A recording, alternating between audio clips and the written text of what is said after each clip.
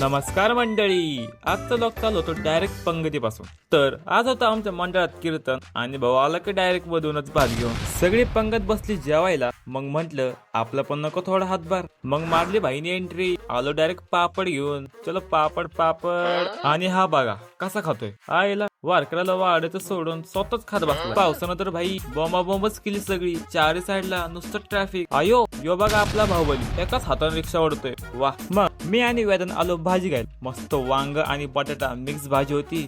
मग म्हंटल आपण पण जरा हातभार लावाय नको. घेतली भाजी. आलो डायरेक्ट वाढायला. भात संपला. बरा एकदा परत बघून अरे अरे अरे हो हळू खा जरा. मग आलो आपण काकडींच्या घरी. भाई कसला नमस्कार करतात ते आपल्याला.